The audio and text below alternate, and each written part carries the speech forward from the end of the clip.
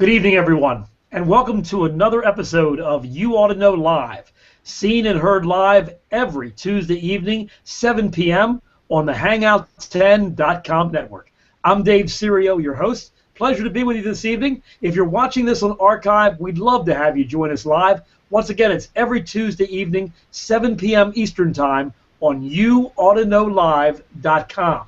YouAutoKnowLive.com. I'm the host of a radio program in Baltimore every Saturday morning, 7 a.m. till 12 noon, called You Ought to Know. The first hour airs on Q1370 AM and also 99.9 FM in Harford County. The Q1370 is in Baltimore, and it airs at 7 o'clock on Saturday mornings for the hour. And then the second and third hour is from 8 to 10 on AM 680 WCBM, the 50,000-watt power station in Baltimore. Then we take an hour break, recoup, try to find out some more information on what's going on in the world of automobiles, and resume the show at 11 o'clock for the Frederick, Maryland area on Free Talk 930 WFMD. All the show can be seen and heard at DaveCirio.com. Let's go to the cameras, and let's talk to Mr. Mike Lambert. Mike Lambert, you are the owner and operator, along with your wife, Lena, of the Shine Shop, which is an extreme auto detailing shop in Reisterstown, Maryland. When I say extreme, you do usually one, maybe sometimes a half a car a day. Yeah, we're real lucky. Our clients are pretty enthusiastic about how they take care of their cars, so they allow me the time to take care of it. We're not a production shop. We only take reservations for one car a day, and you'll have to excuse me if I need to jump off of here. The storm's hitting right about now, so okay. If we get a lot of lightning, I'm jumping off. But anyway, right. You're scared. You're scared. Yeah. No, I don't want to. Big old detailer scared. We don't want to fry the wife's computer. All right, I hear you. But yeah, so yeah, we try to do at least a good correction of about 95%, which is pretty good. There's no such thing as 100% correction. Even cars at Pebble Beach have flaws. So we try to make it look as close to perfect as possible, and our clients let us do that. Now, the car behind you is a car that you just finished today. And that would be a good example of someone who really cares for their car, but this is not exotic. It's a 2012 Mercedes, so it's not, a Pinto, but it still is not what you classify as an exotic car. A lot of these cars that you get. Yeah, this woman had just purchased this. She's had Mercedes all her life and got this one. It's a 2012, and it's a certified Mercedes. She's had it for a couple of weeks, and she likes to take care of her cars. So she brought it in, and we polished it. We did a 2-step polish on it and put Seacort's Finest on it. So she'll be good to go for about 2 years. And right, the Seacort's Finest is the treatment that we talk about. Yeah, the ceramic coating we do. We're one of two in the state of Maryland that are allowed to do that. And so that's her everyday driver, and she wants to take care of it. We've done Volvo wagons and Honda Accords and Honda, the CRVs, and all kinds of SUVs. So. Hyundai Santa Fe's. I see you did a couple of those. So we do a little bit of everything. It's just that our clientele's a little bit different than most of the shops that have around here that are production shops. So you know what's really a little crazy when you think about it? And we're sitting here thinking that this is unusual for a Mercedes or for a Honda CRV or a Hyundai Santa Fe. But really, those are the vehicles that really should get the Seacorts. Because they're the ones that are sitting outside. They're the ones taking the beating of everyday use. And, the show cars, like 3 of the ones that I have, they get pampered. Okay? They're in a garage, and they're kept nice and warm in some cases, and they're pampered, where this guy is out here every day in the beating sun and the beating rain and the hail that we get and all that good stuff. Yeah, it's pretty. I was talking to our friend Corey in Florida about it, and I told him, I said, it's really nice because it does make your car really outstanding looking, which is good for the cars that are, garage queens, as we call them, or don't come out very much. But I'm finding that I'm doing a lot more coatings on everyday drivers because people just love the way it stands up to the abuse. Absolutely. I mean, it does protect it. I've told you many times my stories about getting caught in the rain in a couple of my show cars. Yes, I do not worry about rain. Now, hail, that's another story. But if it's going to rain, and I know it's going to rain that day, I'm not worried about car. That's why Vipers have wipers, you know? Rain is what happens. So, you know, but I was about a mile from my house, and I got put in a pretty good torrential downpour, and it ended about a mile from my house, and by the time I got to my house, the car's dry. All the water's off of it, completely, you know, gone. I said, this is neat. No water spots, nothing. Yeah, it's real good for that. It really doesn't like water, so it wants the water off of it as soon as possible, and it does really help with spotting, especially at this time of year when you get caught in one of those summertime thunderstorms like we're having right now. Right. And the sun hits the water spots. You may get some spotting, but it washes right off the next time. Well, I haven't got any spotting. I'm serious. It's been fantastic. So I think if you really want to tick off your neighbors, spend the $425, get the detailing that's fantastic, get the C-cords put on there, and then the next time it rains, go out there and act like you're going to wipe off your car and just go, oh, I don't have to. You know, that'll do it. And it just makes it so much easier to maintain. I mean, the dust doesn't stick to it, and you can pretty much just rinse your car off when it gets dusty, and it'll basically dry itself. So it helps out a lot, especially with people that can't really wash their car all the time. So it works real well for people like that. All right, well, your contact information is 410-833-1632, and your website is right there on the bottom of your lower third, theshineshop.autodetailing.com. We'll be back with you just one moment. Do you have a tip for us for this evening? I sure do. We're going to talk about the unmanly thing of following directions. Wow. Well, we'll see how that goes. Okay. Okay? Okay. Well, man, was scared about the storm, and now he's going to talk about unmanly things. I think it really goes well. That's right. All right. Thank you, Mike. All right. All right, Dave Windward from Jasper Engines and Transmissions. Before we get you up there, Dave, I want to let you know that Jose Bueso from Dynamic Automotive was supposed to be with us this evening, but he got the storm earlier than Mike and everybody else, and he's out of power right now. So he texted me, and let's see exactly what he said, and I'll tell you what I said to him, give you an idea of how I love him. He says, we just lost power during a storm. And I said, well, I heard that from Mike Lambert. Stand outside with a long extension cord. It's a great way to meet your neighbors. And he went, lots of laughing. I'm literally trapped in the dark. The electric doors are inoperative, and my car is inside. And I texted him back saying, that is exactly how rich people die. So hopefully Jose and his family are okay. So, Dave, good to have you, buddy.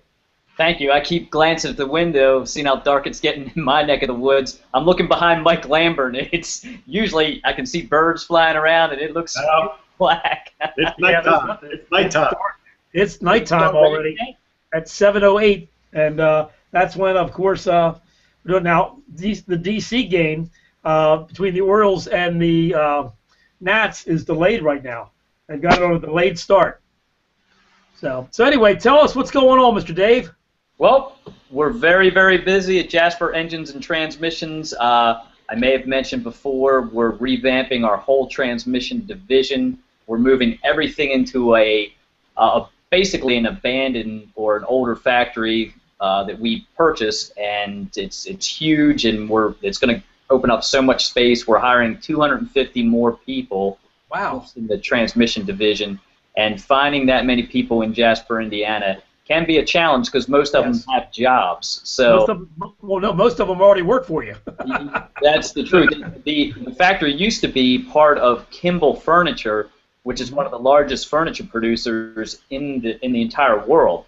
And I think a lot of their operations have moved, unfortunately, out of the company, leaving some big factories empty. So the great state of Indiana gave us some tax incentives, and we jumped on them, and it's going to make things great for us, and it opened up a lot of free space in our main facility there in Jasper, and we also have the other factory in the next county, Crawford County. So we should be really ramped up to produce some transmissions. Earlier this year, we were producing 350 transmissions a day average. With this new capacity, I could see that going well past 400 a day.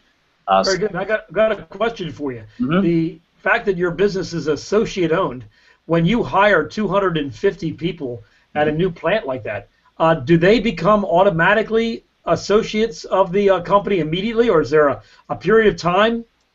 That's a good point. Now, when I first got hired, like a lot of companies, you had to go through 12 months before you were invited to participate in like the 401k plans. Right. I'm thinking there's probably some kind of grace period before, and also with the ESOP, it's basically everyone has stock shares in the company. So upon hiring, if they give you one share, Yeah. you want to accumulate shares the longer you're there, so that gives you the incentive to stay. So there might be something as a signing bonus. I'm not sure. I can look into that. Well, it's not a big deal, but I just thought I'd ask because Great question. I'm very intrigued that you guys are associate owned. That is really a neat thing, and it was neat for your previous owners to set that up.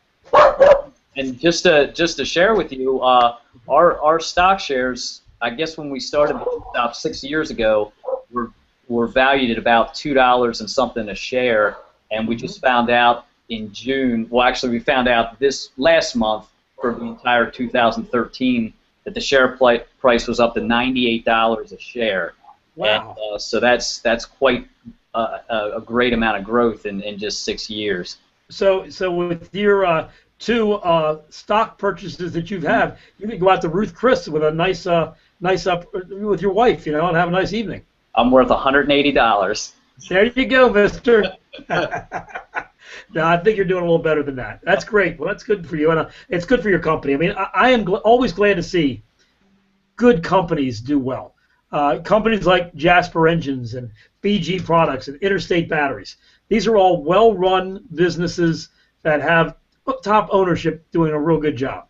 Yeah, and we're non-union. We're American company, and we try to participate with as many American vendors as we can. Unfortunately, some things you just cannot. There's some parts that are literally unavailable in the United States, and hopefully we can bring more production back to the United States. I think there's a good opportunity for it. Well, the company that's under a lot of fire right now was the Japanese company that did come to the United States and did all the airbag.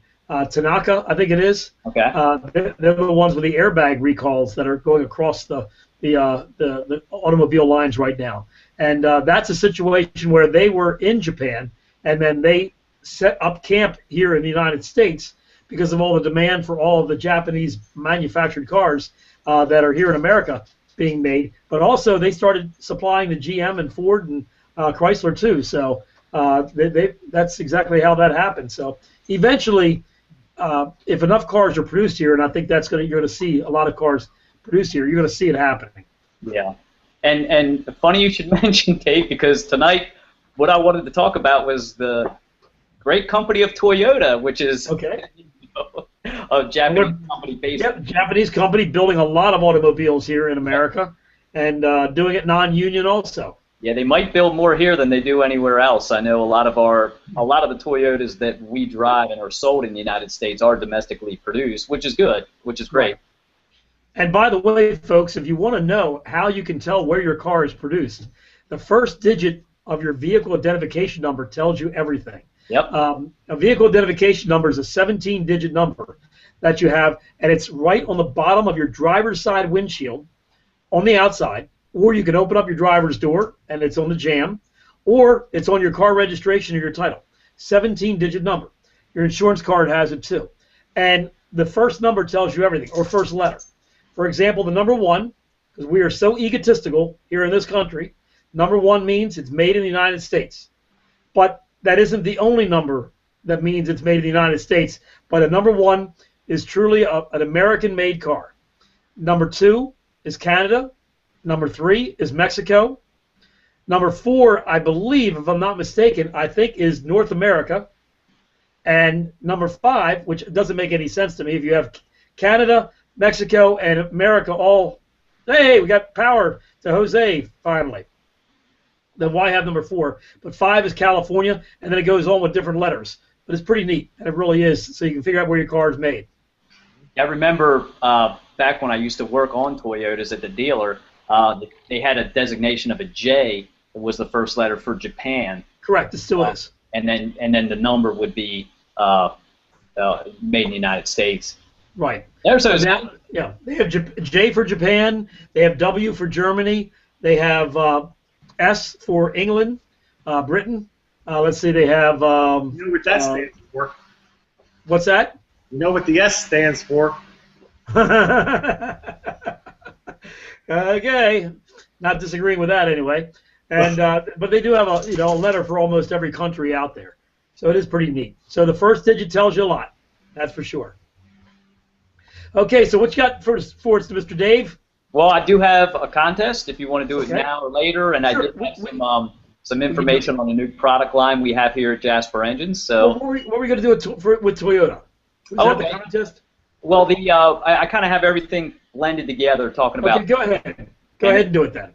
The reason being, we've introduced a new line of Toyota engines, which is the 3-liter 1MZ FE and the 3.3-liter 3MZ FE. And those are the ones that are in a lot of the Sienna vans and also the Avalons. Yes, well, they're literally in everything. And I did a little research on them, and the 1MZ was first introduced in 1994, and the last production car that they used it was somewhere around 2005, 2006. So that's a pretty good run. And then the 3MZ was used up until about 2010. So you're talking about it's basically the same engine, the 1MZ and the 3MZ. The one's a 3-liter, the one's a 3.3. The 3.3-liter has the variable valve timing, which has the cam phasers. It's a little bit more efficient. It's a little bit bigger displacement, produces more horsepower. But basically the same engine. So they made these from 1994 to 2010, and they put these in Camrys, Avalons, Highlanders, Siennas, just about everything under the sun. Lexus used them for a lot of models. So there's virtually the ES300, yes, the RX300, yes. And millions of these things on the road. And one of the historical problems with this engine family was the sludge. And you would pull the valve covers off of these, and I do have a picture I'd like to share. But it's a very, very common. There's the, and I'm sure Jose, you've seen this a ton of times. But the sludge would get so bad that it would literally cake, in between the valve cover baffle, and just the oil pan would be sludged up. And there's a few things that we can contribute that to. One, Toyota recommended oil changes at 7,000 miles. And when you tell somebody 7,000 miles, they'll probably go 14,000 miles, when it's all said and done. So I think maintenance was one of the biggest keys, but also there were some piston issues that we found. And we've actually designed our own piston for this product. We have an in-house piston engineer. We've created a piston that runs cooler and does a better job of displacing the oil through the oil ring. We found that sometimes the oil rings would get clogged. It would affect the compression. It would create some leak down, and then create all kinds of other problems. So, one other thing on this 94 and up engine is they had problems with is they raised the temperature in the combustion chamber to a big degree compared to what it used to be. So when they recommended conventional oil changes every 7,000 miles, that conventional oil couldn't handle the heat. Now, if you were smart and you listened to my show, you know that you were supposed to use synthetic oil. That's what we recommended for all the modern cars. And synthetic oil can handle the heat, so it didn't have that problem. But people who went with conventional oil and did the 7,000 or 7,500, like Toyota said, paid the price. And then actually Toyota did too, because they replaced many of an engine to square that away.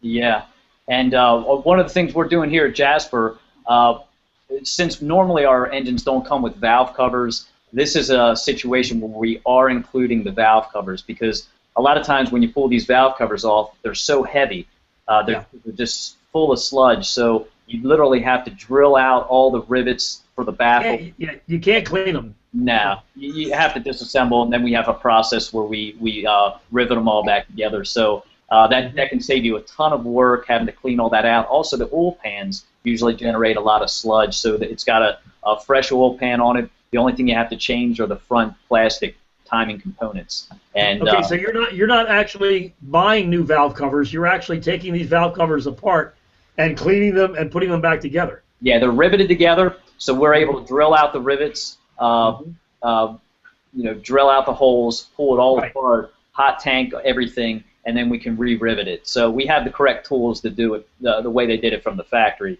But it is a labor-intensive job that can save you. Other than that, you would have to go to Toyota and probably buy a set of valve covers that would cost probably a few $100s. Yeah, I would agree with you on that. All right, so continue, sir. So yeah, that's what I got on the Toyota line. So okay, I do have a contest whenever you're ready for that. Well, let's come back to the contest. Let's try to talk to Jose because I know he's been fighting to get on the air, and let's hope he can. Thank you, David. I appreciate it, buddy. Thank you. Jose Bueso and Todd, I believe, are in the house. I'm not 100% sure of that. Jose, can you hear us? Maybe not. We may have just lost them, unfortunately. Well, I gave it a shot, but Jose's having power problems, and it looks like he was doing the show kind of in the dark. But let's go back to Dave if we can. I apologize, Mr. Dave, but is anybody hearing or seeing Jose? I don't see any movement at all. Okay. All right, well, he may have had a problem with the computer. Well, hope he comes back in. So, Dave, let's go ahead and do the contest before we go back to Mr. Mike Lambert. Okay. So, speaking of Toyota, I wanted to share, well, there's the picture of the sludge, but this is a neat picture. The Toyota emblem, when it was designed, they've incorporated all the letters of Toyota. So you can see the first, you can make out a T-O-Y-O-T-A. That's neat. And Toyota wanted to, and I read their philosophy on how they created this logo, and they basically wanted the entire logo in a circle to show how Toyota is surrounding the consumer with their products and services, and yeah, they had a big long spiel on how they created this. So it was actually pretty cool. But it is pretty neat. But so my contest is, that symbol hasn't been around for that long, and I remember when they went to that symbol, because before they had a couple symbols for like their logos for like the what were some of those cars? The Cressida had a funny looking little logo, but they never really had a Toyota logo other than just the name Toyota. And then the company was back in 1936, I believe it was, had a funny looking weird logo that had some Chinese characters in it or whatever. And, I'm going to go Japanese on that. I mean, I'm sorry. I think you're right on that. But yeah, you're definitely right on that, Dave. So my question is, and let me see if I can pull this back. Okay. The question of the day is, let me get back here. Yeah, Google messed me all up today. Okay. So here is the question. What year did Toyota change their logo? Okay, that's good. We got the hat to give away? Yeah, we got another hat, and it's not a camouflage hat. It's actually one of these cool summertime edition black hats. The old breeder hats. Let the fumes go out the back of the hat. And very good. If you get one of these hats, I'll give you a little advice. If you're getting a little thin on top like I am, make sure you put some suntan lotion on your head first, because these don't do a good job of blocking the sun. They do a good job of keeping the air going. So, but yeah, what year did Toyota change their logo? And it really wasn't that long ago. All right, jasperman73@gmail.com. So go to Google, find the answer, go to jasperman73@gmail.com, and the first person wins the hat. Simple as that. That's what I got for you, Dave. Sounds good. Appreciate it, Dave. I appreciate it, buddy. No problem. Give us just a few minutes. We'll be back with you in just a few moments. Okay. All right. We've got Mike Lambert from the Shine Shop, and you've got our tip of the week, Mr. Mike. Yes, sir. We're going to talk about what most guys don't do, and that's reading the instructions on whatever product you're using. Okay. I get calls from people all the time saying, well, you told me about this wax and it doesn't work. And I said, well, how did you do it? And it's totally opposite of what the directions tell you to do. So there are waxes that you wipe right off. There are waxes that you let sit for 30, 45 minutes. There are waxes that tell you to do one panel at a time. Polishes. polishers will tell you don't let them dry. If they dry on the car, they turn to concrete. A big tip for that is I was always told like products dissolve like products. So if you have a problem like that, put more on and take it right back off the way the directions say. Oh, I thought I had to go out and get concrete and use concrete to get the concrete off. No, I see it all the time from other shops where they've let compound and polish dry in the cracks and crevices, and it is a bear to get off. Once it dries, it's not water soluble anymore. Right. It just takes a lot of effort. Wheel cleaners especially. Read the directions on wheel cleaners. Up until 3M bought them, Meguiar's had one guy that would buy you a new set of wheels just to keep you as a Meguiar's customer, even if you used the wrong cleaner. Wow. So you really have to pay attention to what you're using. Interior cleaners. If it says don't use it on leather, then don't use it on leather. That's probably what you should not do. Right. It can take the dye off of leather. It can turn leather hard as a rock if you use the wrong cleaner. You don't want to use, the wrong products for the wrong purpose. That's why they make so many different products. I think you really need to tell the Prius story one more time too, for people who don't know. If you don't read your owner's manual, which is that book that nobody reads that comes in the car. The big instruction manual. Yes. Yeah, the big instruction manual, which is ridiculous. That's a whole nother topic. But Toyota Prius with whatever they call their leather. Mm-hmm. You cannot use any type of leather conditioner or cleaner on it because it turns into bubble gum. Wow. You need to replace the seats. There's a service bulletin for that, and it's in your owner's manual to use official Toyota cleaner, which they don't have yet. But how many detail shops do you think in America found that out the hard way? Oh, I'm sure there's quite a few. I mean, I spend probably at least 4 or 5 hours a week on the internet at reputable detailing sites just to find out stuff like this.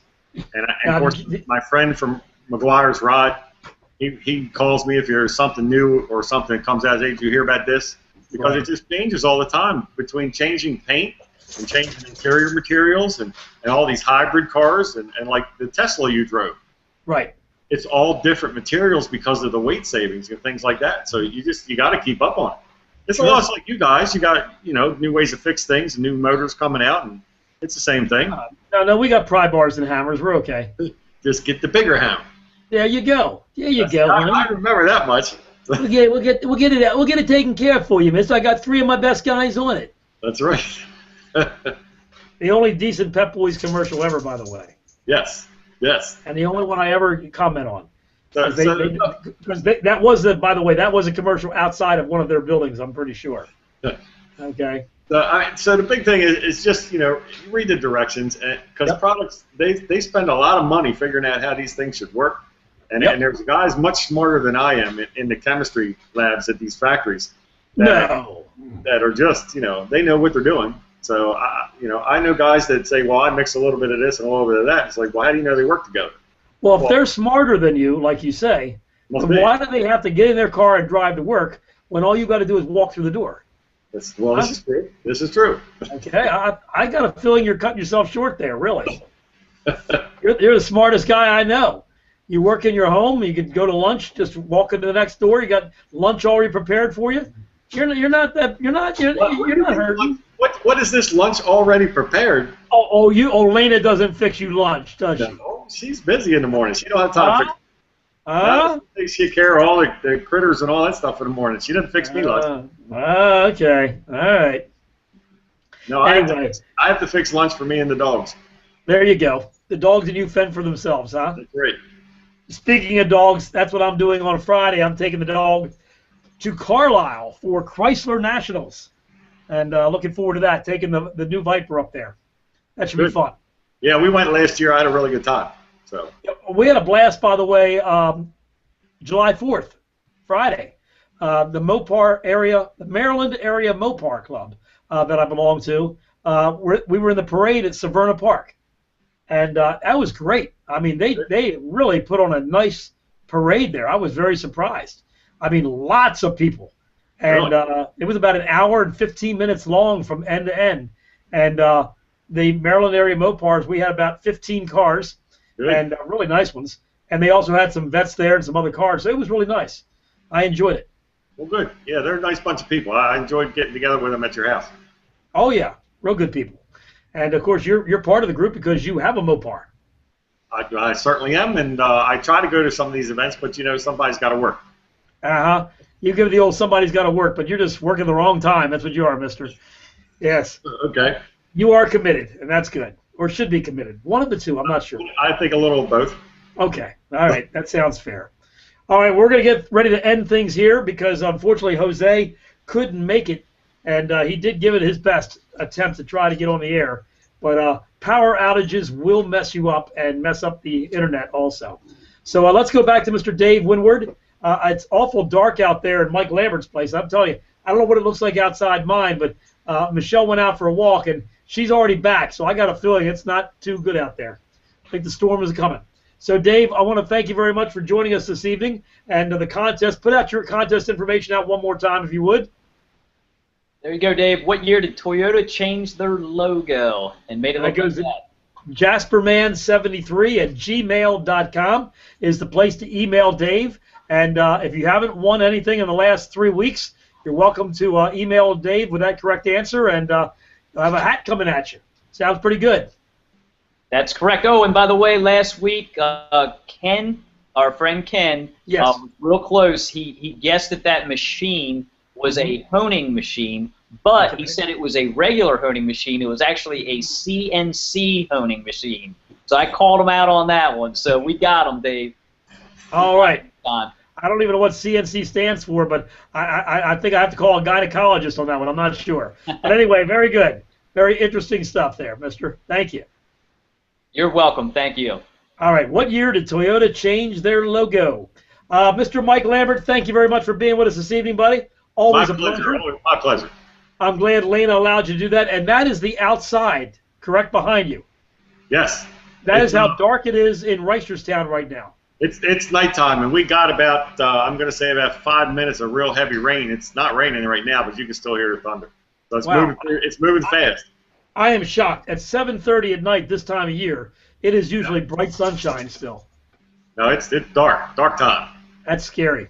Well, let's hope they get the game in. Yep. The Nats are playing the Orioles tonight, and the Orioles had one heck of a game last night. I know, Mike, you told me you stayed up for it, and so did I.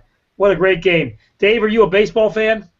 I like baseball. I usually don't stay up and watch it, but I'll catch the score in the morning, Dave. There you go, buddy. Very good. Well, folks, I'm Dave Serio. I want to thank everybody for being with us this evening. Jose, thanks for trying, buddy. We appreciate it. By the way, Dynamic Automotive has 3 locations to serve you in the Frederick area. So all you have to do is give Jose a call at 301-694-6250, and he'll be more than happy to give you an interesting idea of which location and which is more convenient to you. The Urbana location. They also have, let's see. I always forget the names of their locations. I don't have it in front of me right now. But Liberty Town and can't help you with the other one. I know it's local in the area of Frederick, so it's all good. I know they're on Route 40, 144, and Urbana. So anyway, 301-694-6250 for Jose and all his folks at Dynamic Automotive. I'm Dave Serio, host of the radio program You Ought to Know, seen and heard live every Saturday morning, 7 a.m. to 12 noon Eastern Time at daveserio.com. You Ought to Know Live is heard live every Tuesday evening, 7 p.m. If you've been watching this on archive, we thank you, and we'd love to have you join us live. By the way, I want to remind you, of course, You Ought to Know Live is part of the Hangout10.com network. Have a great evening, stay safe, and we look forward to talking to you again. You've been watching and listening to You Ought to Know Live on the Hangout10.com network. Bye-bye now.